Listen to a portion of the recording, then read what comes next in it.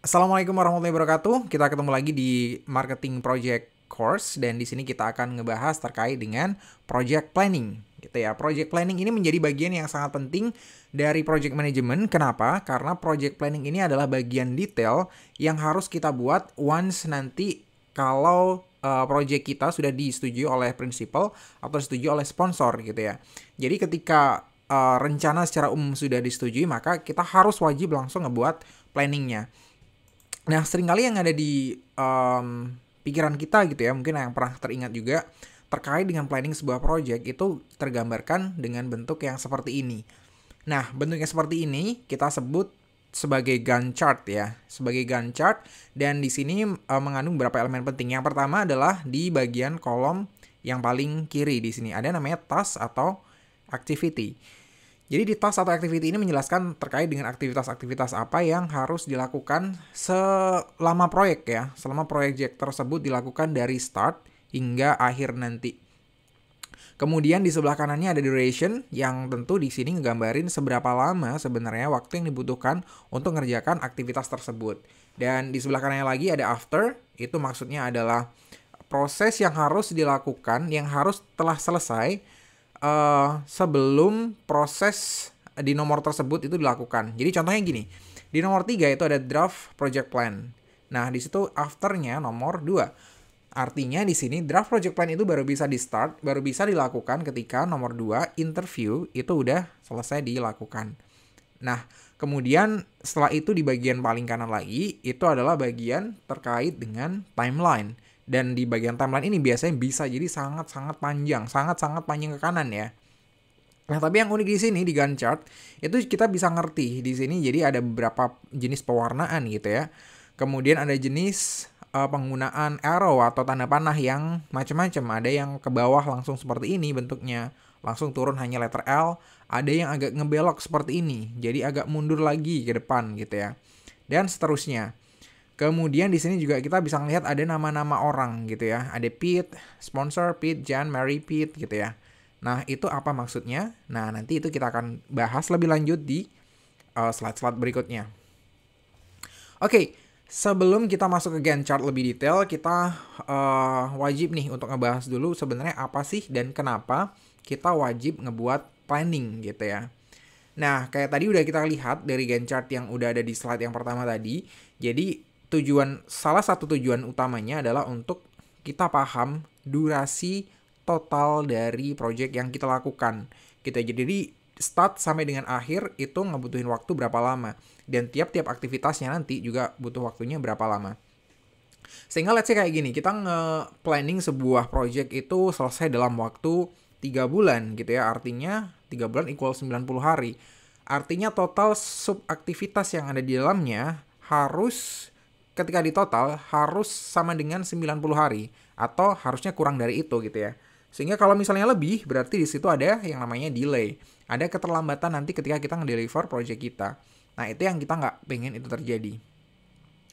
Nah, itu nyambung ke yang nomor 2 di sini ya, untuk menentukan konsekuensi dari delay yang kita lakukan gitu. Kalau misalnya ada delay, itu konsekuensinya apa sih? Dia itu masuk di aktivitas utama atau aktivitas yang bukan utama. Jadi, apakah adanya delay di sebuah proses itu berpengaruh ke seluruh proses yang lain, sehingga nanti delay sebuah aktivitas itu adalah delay sebuah project gitu ya. Jadi berpengaruh banget ke project secara keseluruhan. Nah, tentu yang berikutnya di sini yang berkaitan dengan cost ya, berkaitan dengan biaya.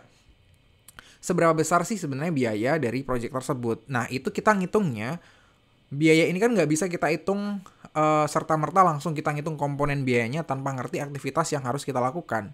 Aktivitas ini jadi penting untuk kita ngetahuin, karena di situ ada komponen-komponen biaya yang kita baru bisa hitung. Contohnya, kayak misalnya ada manpower gitu ya, atau tenaga kerja.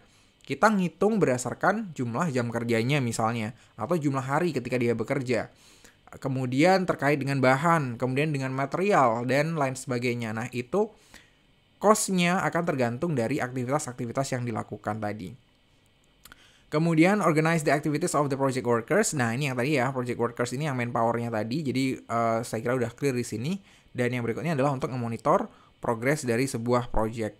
Nah, dengan adanya kayak Gantt chart tadi kita kan jadi ngerti Oke, sekarang kita udah ada di misalnya di tahap train personnel gitu ya. Which is di sini adalah di baris ke-15 gitu. Artinya di sini kita hanya tinggal beberapa hari aja untuk menuju projectnya bisa kita deliver gitu ya. Projectnya udah kita bisa nyatakan selesai. Makanya kita jadi ngerti posisinya di mana sekarang dan masih butuh waktu berapa lama lagi. Apakah kita bakal tepat waktu atau enggak? Kita ngerti posisinya pada titik tertentu. Itu yang jadi tujuan planningnya.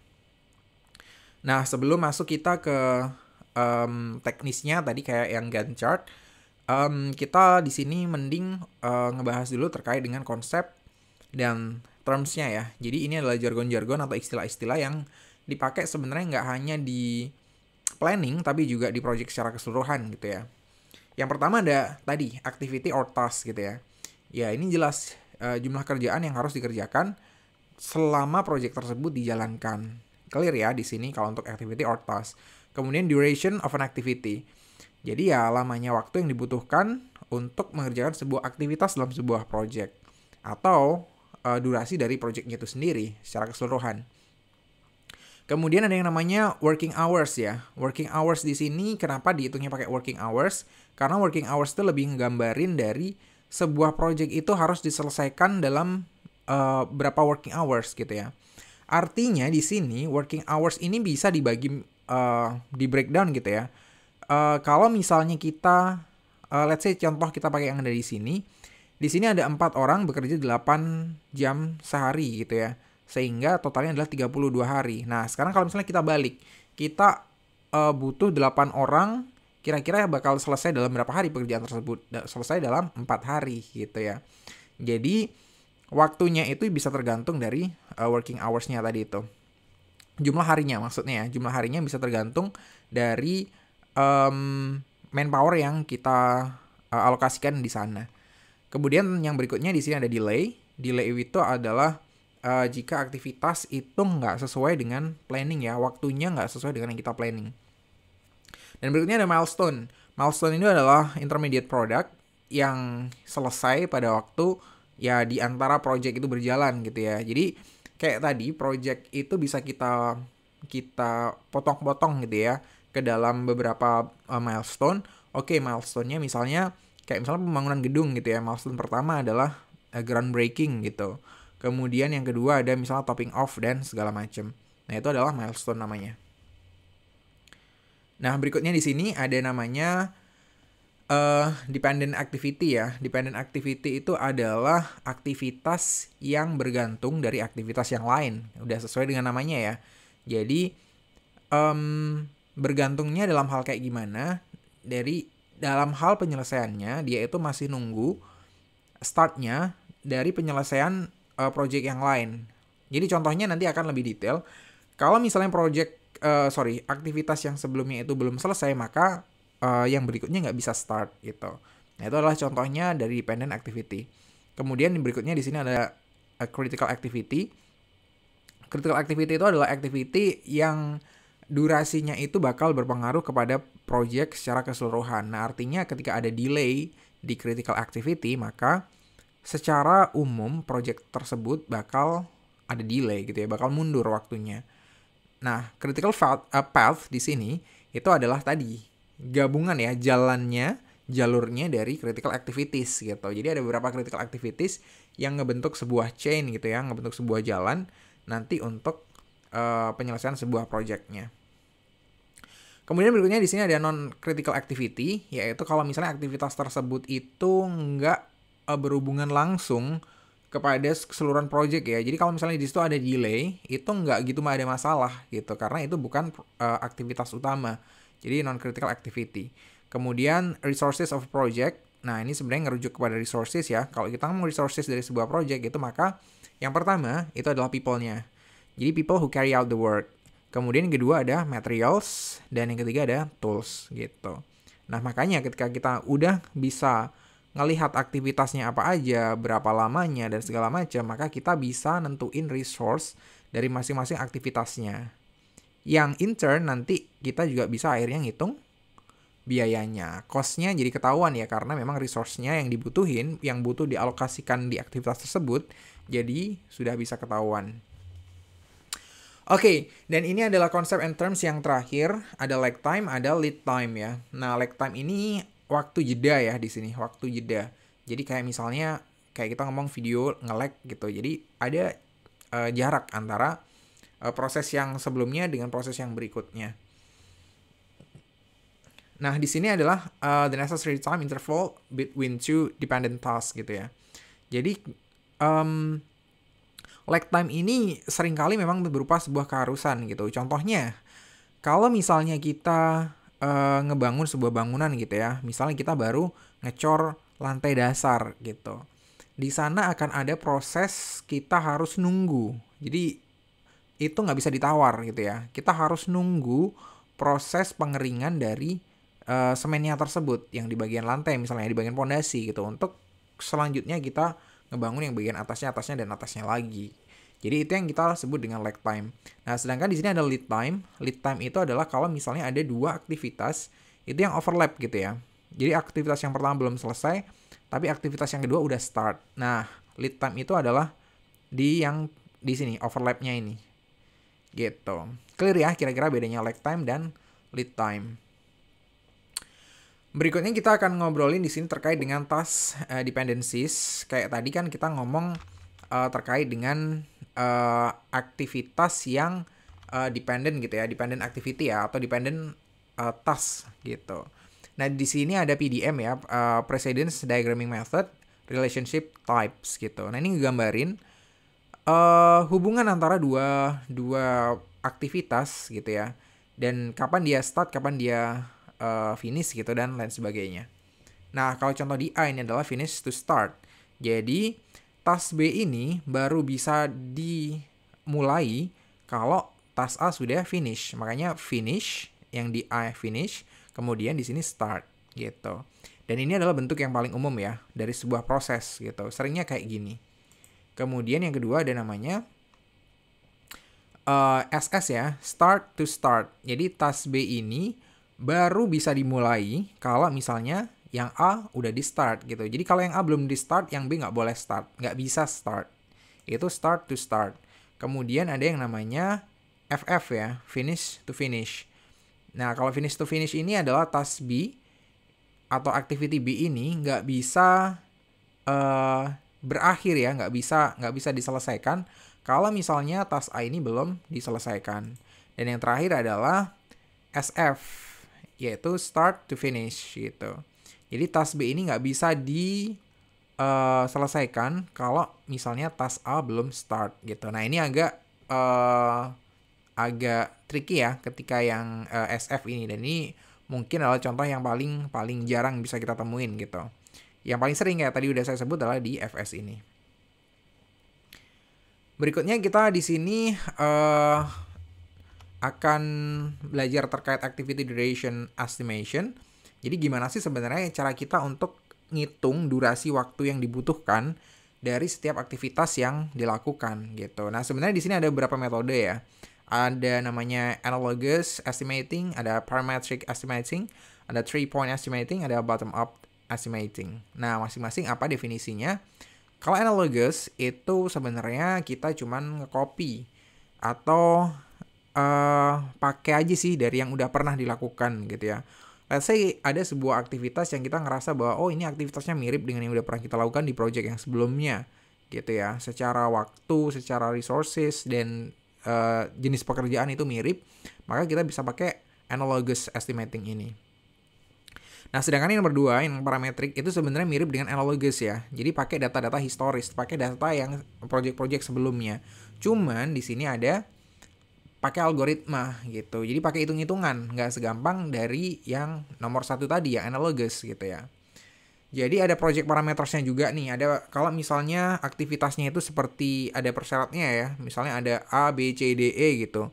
Memenuhi hal tersebut, maka ya nanti datanya bisa ditarik dari aktivitas yang sama yang punya kriteria yang sama di A, B, C, D, E tadi ya, berdasarkan algoritma. Nah, ini kalau dipikirin memang agak rumit ya gitu, tapi ini emang kerjaannya dari software. Dan yang berikutnya di sini ada namanya 3-point estimating. 3-point estimating ini sebenarnya cuman rada ngasal sih, sebenarnya rada ngestimasi doang gitu ya. ngestimasi doang, tapi pakai 3 poin gitu ya. Jadi akan ada beberapa hal nanti yang dipertimbangkan selain dari estimasi kita yang mantapnya kita tuh kayak gimana. Nah, ada 2 hal lagi yang harus kita pertimbangkan. Nah, nanti kita lihat di contohnya di slide berikutnya. Dan yang terakhir adalah bottom up estimating ya. Bottom up estimating itu berarti kalau misalnya estimasi waktu dari sebuah proses itu ditentukan dari sub-sub proses yang ada di bawahnya gitu ya. Nah, sub-sub proses yang ada di bawahnya itu bisa kita lihat dari yang namanya work breakdown structure atau WBS. Ini nanti juga akan ada di beberapa slide berikutnya.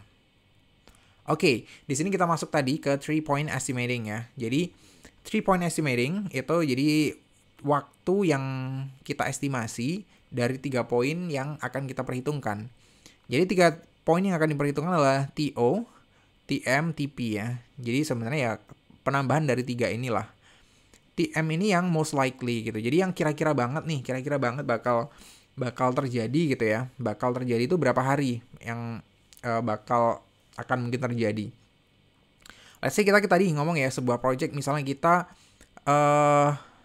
ada proses misalnya untuk ngebuat event, itu proses unloading dan proses setup sebuah venue pameran gitu, let's say ya, itu kita butuh waktu 3 hari gitu. Dan 3 hari itu adalah waktu yang paling umum, kita paling pede lah 3 hari gitu ya. Cuman ini kan waktunya musim hujan gitu.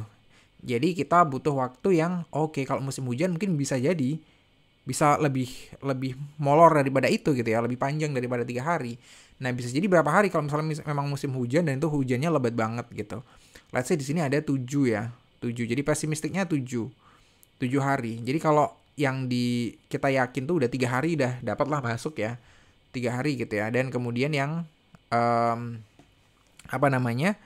TP-nya, pesimisnya kita adalah 7 hari. Nah, optimisnya kita berapa hari coba ya? Kalau misalnya kita bisa ngerjain itu dengan cepet banget, timnya kita full team, dan pas lagi nggak hujan, itu mungkin kita bisa ngerjain itu optimisnya ada di 2 hari. Cuman itu kalau oke banget sih gitu ya. Kalau kondisinya benar-benar ngedukung semuanya, itu kita taruh di optimis. Maka di optimisnya nilainya 2 ya tadi ya. Kemudian di TM-nya ada 3, yang most likely. Dan di pessimistic di situ kita taruh 7 tadi. Jadi kan 2 tambah 3 tambah 7 jumlahnya 12. Bener kan ya? Jadi 12 dibagi 3 itu nilainya 4 gitu. Jadi kita estimasinya ketika ngebuat estimasi proses unloading dan setup venue sebuah event tadi, maka kita masukkan waktunya adalah 4 hari gitu dari proses 3-point estimating ini gitu. Jadi bukan 3 ya, bukan lagi 3. Karena kita masih mempertimbangkan tadi kemungkinan bakal molor gitu. Nah, ini baru kita masuk ke Gantt charts ya. Gantt charts di sini ini adalah bentuk yang paling populer gitu ya, dan ini udah Gantt itu dari nama orang yang nge-create chart ini ya, dan itu udah lama banget sebenarnya, cuman emang functional banget, bisa dipakai banget dan dipakai di jenis kerjaan apapun ya. Gantt chart ini jadinya memang populer banget ya, udah lama tapi populernya masih sampai sekarang. Nah, di sini adalah contoh sebuah Gantt chart yang sederhana. Kalau kita lihat ini lebih sederhana daripada Gantt chart yang tadi kita lihat di slide pertama. Nah, cuman di sini lebih ngasih gambaran sih kalau di Gantt chart itu isinya kayak gimana aja. Tadi ya, yang pertama adalah ada activity, kemudian ada time, kemudian juga ada timeline-nya di sini.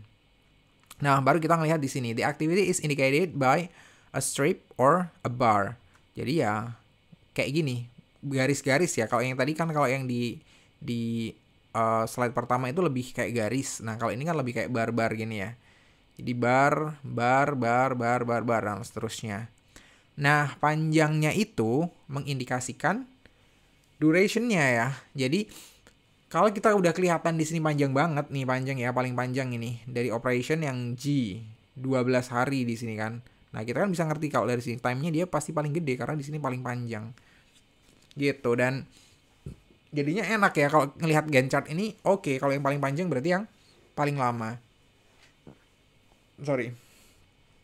Kemudian kalau misalnya activity itu juga ada di critical path, itu diwarnainya kalau di sini di highlight-nya pakai merah gitu ya, atau sebenarnya terserah kita sih yang buat gitu ya, mau kita highlight kayak gimana, terserah kita mau ada outline-nya di bold kayak atau di gimana, itu boleh.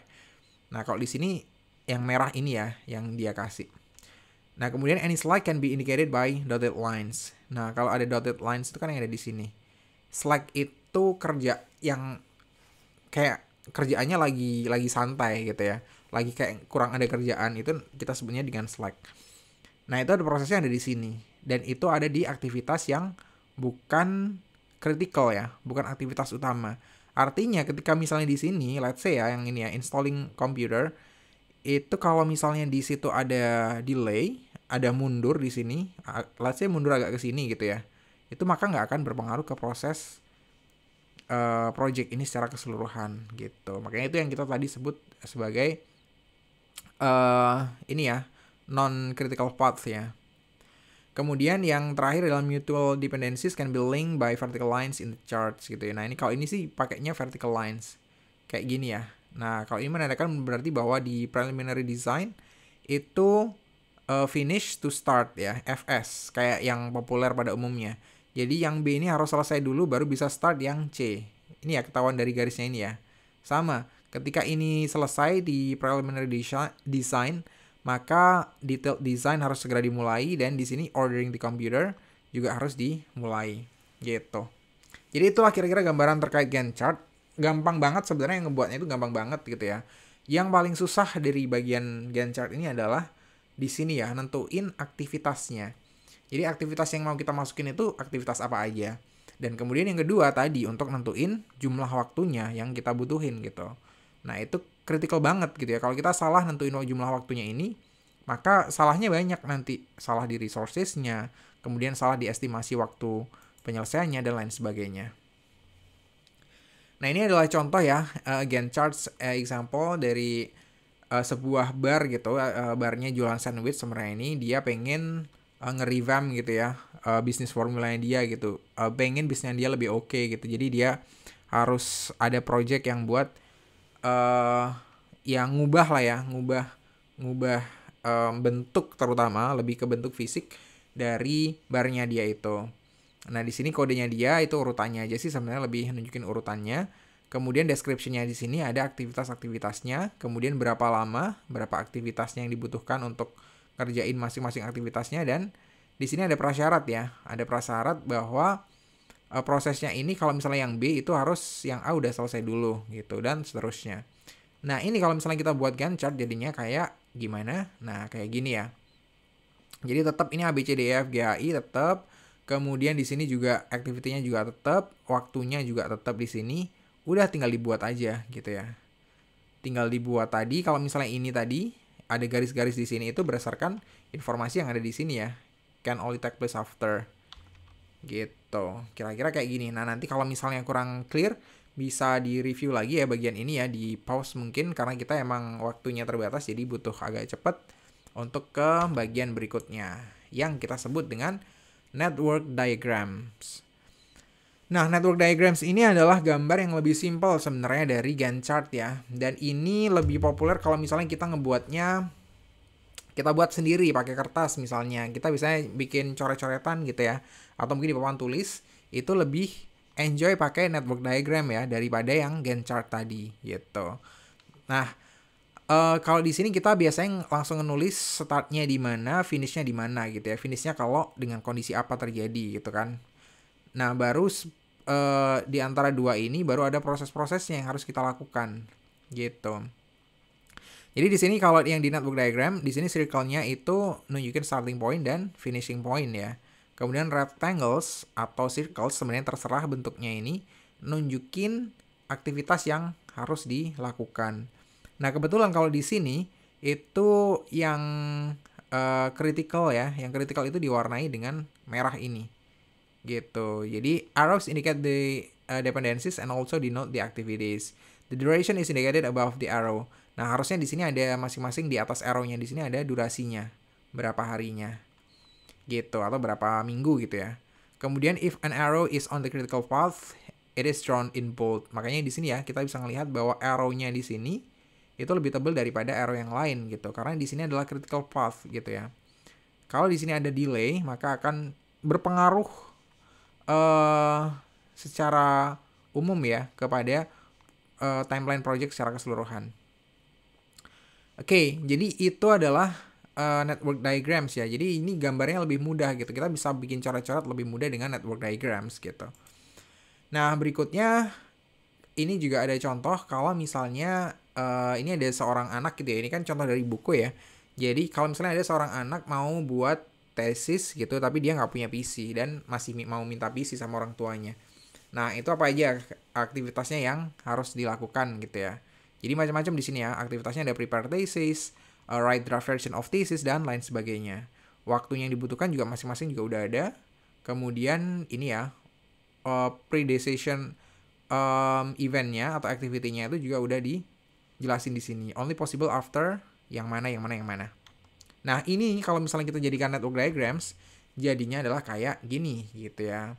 Jadi di sini cuma disebutin hurufnya ya, yang bagian code ini tadi A, B, C, D, E, F dan lain sebagainya. Jadi nggak disebutin lengkap nama aktivitasnya. Karena bakal penuh banget ya jadinya kalau misalnya kita di sini tuliskan lengkap. Nah, tadi yang beda dengan yang di penjelasan pertama terkait network diagrams, itu adalah di sini ya, udah ada durasinya masing-masing. Ada 10 hari, 138 hari, 1 hari, dan seterusnya. Gitu. Dan kalau yang merah tadi diingat ya, merah dan panahnya itu panah bold, itu adalah critical path ya. Dan di sini ada berarti critical activities. Dan yang di sini adalah aktivitas penunjang ya, berarti B, E, F ini. Jadi bukan yang utama. Nah, ini adalah kira-kira kalau misalnya kita jadikan dari data tadi itu menjadi bentuk network diagrams. Nah, yang jadi pertanyaan adalah, apakah bisa nih kalau network diagram yang kayak gini bentuknya, itu kita ubah jadi Gantt chart gitu ya? Jawabannya ya, bisa banget ya. Jadi kan kayak tadi udah saya sampaikan bahwa kalau network diagrams ini lebih sering most likely kita akan ngelakuin itu bisa jadi nggak di sebuah aplikasi gitu ya, bisa jadi nggak di sebuah komputer gitu, tapi kita bisa ngelakuin langsung di atas kertas, di papan tulis, atau mungkin di Jamboard gitu ya, atau mungkin whiteboard, aplikasi whiteboard gitu. Nah, cuman kan kalau di sini kan memang bentuknya masih bisa diutak-atik banget gitu ya. Gini, jadi kita bisa lihat bahwa misalnya kayak panah di sini ya, panah 7 ini kayak panjang banget. Nah, sedangkan 138 hari itu pendeknya cuma segini. Jadi panjang panah di sini itu nggak ngegambarin lama durasinya dari sebuah aktivitas tersebut dilakukan. Gitu ya, beda dengan Gantt chart tadi. Makanya secara visual, Gantt chart itu lebih bisa diandalkan, lebih enak dilihat, lebih informatif daripada network diagrams ini. Makanya biasanya kalau masih coret-coretan sih memang kita buatnya baru di bentuk network diagram ini ya, atau mungkin lebih bentuknya lebih ke flowchart juga boleh. Nah, makanya di saat tertentu kita mungkin perlu untuk ngubah dari network diagrams yang udah kita buat ini menjadi bentuknya Gantt chart gitu. Nah, ini contoh kalau misalnya yang di sini kita buat jadi Gantt chart kayak gimana. Nah, bentuknya kayak gini ya. Preparation, draft version, dan seterusnya. Nah, di sini ada timeline waktunya. Jadi kelihatan gitu. Kelihatan, oh waktunya yang panjang itu yang mana dan segala macem. Batasnya selesai dan startnya itu kita juga paham gitu ya, ngerti akhirnya mereka bersinggungan dan punya potongan-potongan di mana. Itu kira-kira terkait dengan dua hal tadi, Gantt charts dan network diagrams ya. Jadi biasanya kita akan ngebuat network diagrams dulu, baru kita ngebuat Gantt charts gitu.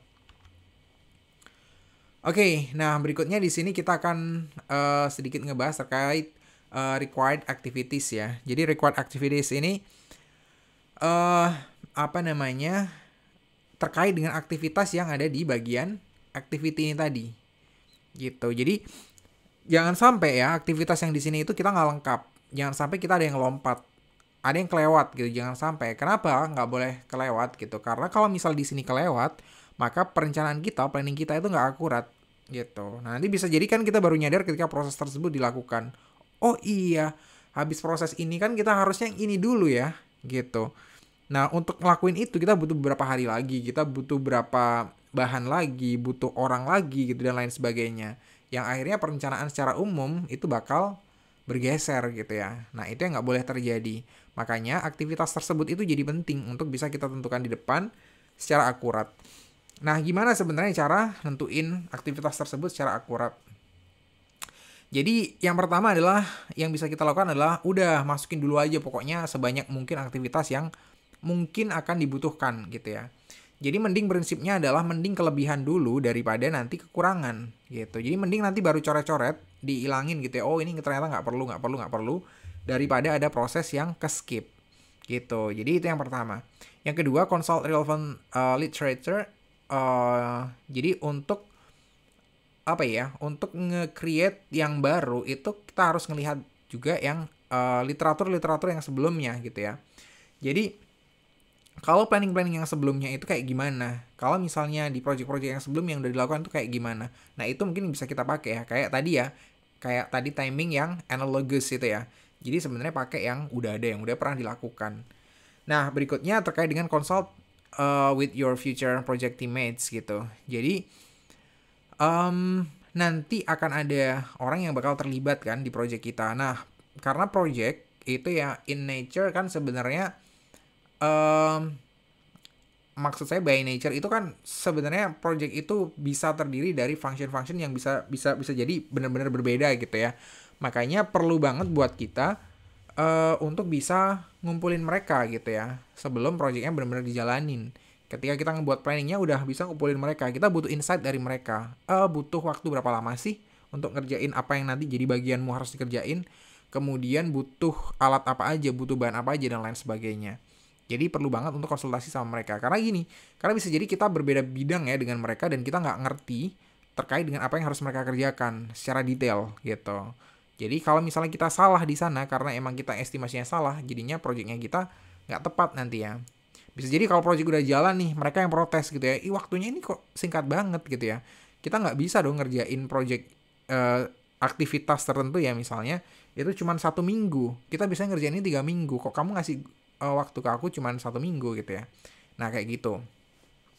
Kemudian berikutnya ada interview an experienced project manager gitu ya. Jadi project manager yang udah kawakan gitu ya, udah expert. Nah itu yang kita bisa nanya-nanya ke mereka juga gitu. Kemudian consult with sponsor ya, tentu ini bisa dilakukan kapan aja harusnya. Jadi ya nanya ke sponsornya gitu ya, terkait dengan requirement yang mereka perluin gitu ya, yang mereka udah set dan segala macam. Kira-kira apa nih yang bisa ditambahkan atau dikurangi dari activities yang dilakukan. Dan yang terakhir adalah ngebuat yang namanya WBS ya, atau Work Breakdown Structure. Nah bentuknya kayak gimana? Ini dia bentuknya WBS gitu ya. Jadi WBS ini sebenarnya kita cuman kayak cara berpikirnya kayak ini ya, kayak Ishikawa ya, kalau ingat Ishikawa. Jadi kita sebenarnya nge-breakdown, ya namanya juga work breakdown structure ya. Jadi nge-breakdown kerjaan yang ada di atasnya gitu. Jadi yang di high level itu adalah pekerjaan yang sifatnya lebih umum ya. Dan semakin ke bawah itu semakin detail gitu. Jadi contohnya di sini adalah pengembangan produk baru ya. Jadi pengembangan produk baru, new product on the market. Nah, apa aja sih sebenarnya aktivitas yang harus dilakukan? Di sini langsung ada 4 ya. Market research, oke. Kemudian 2 adalah develop new product, yes. Kemudian marketing plan, oke. Dan yang terakhir adalah startup sales gitu. Maksudnya udah mulai jualan nih. Gitu. Jadi ada 4 proses ini, ada 4 aktivitas ini. Nah, masing-masing aktivitas ini masih bisa dong dibagi lagi ke sub aktivitas lagi gitu ya. Jadi kalau market research contohnya di sini ada penentuan tujuan dari survei gitu ya. Kemudian kita ngebuat pertanyaan-pertanyaan surveinya. Kemudian target grupnya siapa ditentuin. Kemudian surveinya dilakukan dan terakhir adalah menganalisis hasil surveinya. Dan di sini yang survey question itu juga masih bisa dibagi lagi ya. Dan semuanya sebenarnya masih bisa dibagi lagi menjadi ke bawah. Nah, semakin kita ngerti detailnya kayak gini, itu maka semakin kita bisa lengkap ya, ngerti bahwa oke, prosesnya itu ternyata ada A, B, C, D, E gitu misalnya. Jadi kayak gitu. Jadi kita punya gambaran secara utuh ya dari project yang kita lakukan dari high level ke sampai dengan level yang detailnya gitu. Jadi nggak keputus, nggak kepotong gitu. Jadi nggak ada aktivitas yang dikerjakan nggak nyambung sama high levelnya gitu ya. Jadi nggak ada kerjaan di sini misalnya baru di bawah-bawah sini yang nggak nyambung ke atas. Karena kan emang harus nyambung semuanya. Namanya juga breakdown gitu kan. Itu kira-kira ya kalau terkait dengan WBS ini. Jadi emang bisa dibuat kayak gininya dulu untuk bisa ngedukung tadi ya yang sebelumnya tadi, required activities-nya. Jadi aktivitas apa yang harus dilakukan.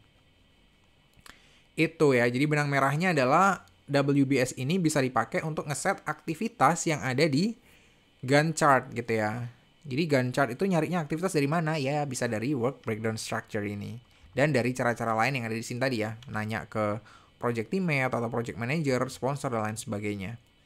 Oke, dan ini adalah bagian yang terakhir terkait dengan large project. Nah, kalau misalnya project itu bisa gede banget gitu, kita pasti bingung kan, wah ngebaginya kayak gimana dong kalau misalnya kita ngebuat Gantt chart-nya, apa nggak panjang banget Gantt chart-nya ke bawahnya dan ke kanannya misalnya. Jadi lama banget misalnya project-nya itu adalah project multi-year gitu ya. Bakal butuh waktu 1,5 tahun gitu. Maka kan panjang banget ya, prosesnya panjang banget ke samping. Dan bisa jadi dalam waktu 1,5 tahun itu juga prosesnya, aktivitasnya juga banyak banget yang harus kita list di situ melalui WBS tadi ya. Nah makanya jadi kita harus yang harus kita lakukan adalah ngebuat fase ya. Jadi ngebuat fase ini ngebagi project tersebut menjadi beberapa fase. Jadi itu ngebantu kita bahwa project yang sedemikian besar itu bisa kita potong-potong menjadi beberapa bagian yang lebih kecil. Nah, langkah-langkahnya kayak gini ya. Yang pertama adalah divide the project into phases. Jadi dipotong-potong menjadi beberapa fase. Kemudian kita buat general plan-nya, plan yang secara umum gitu ya. Kemudian yang berikutnya di sini kita buat detail plan of the next phase. Jadi apa yang mau kita buat, apa yang mau kita jalankan dari fase tersebut, di mana kita fasenya berada itu ya. Kalau misalnya kita di fase 1 ya, kita buat detail plan di fase 1. Kemudian kita execute, kemudian kita monitor, kemudian adjust plan kalau misalnya itu diperluin. Kemudian di sini ada pertanyaan ya, fasenya udah selesai belum gitu ya.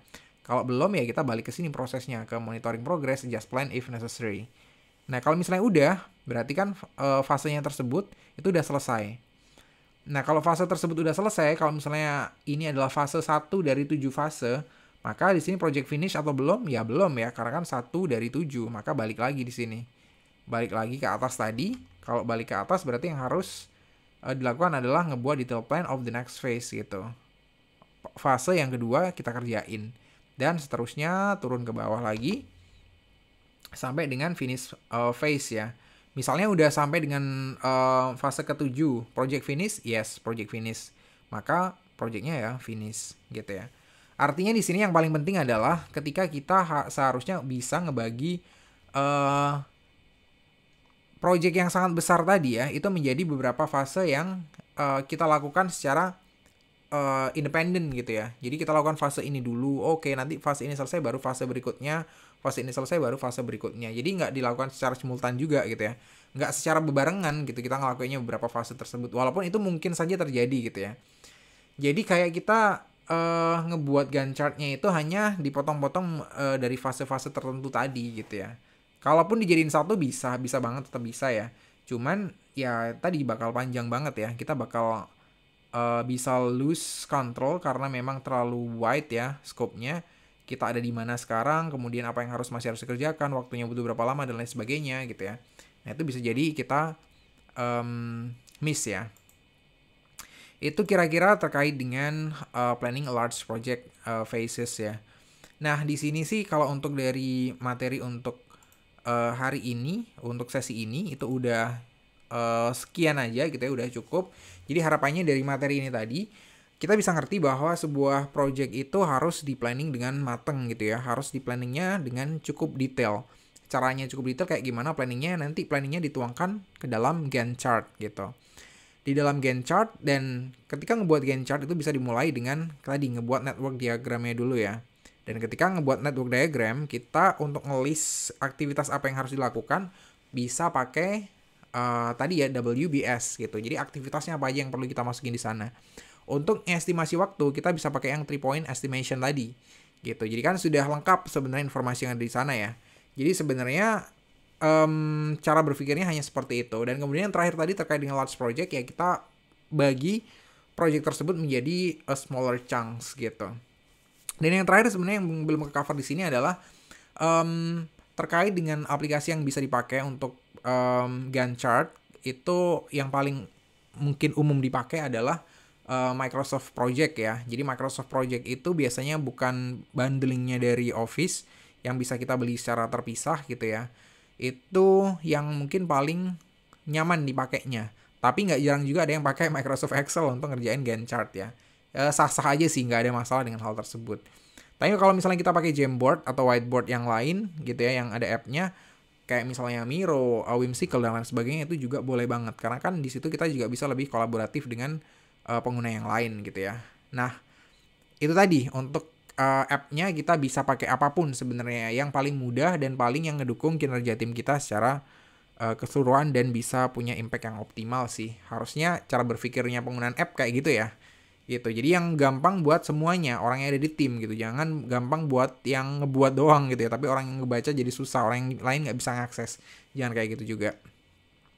Oke, itu aja dari saya untuk sesi kali ini. Semoga bermanfaat ya, dan mohon maaf kalau misalnya ada salah-salah. Thank you atas perhatiannya. Sampai jumpa di sesi berikutnya di Marketing Project Course. Thank you. Assalamualaikum warahmatullahi wabarakatuh.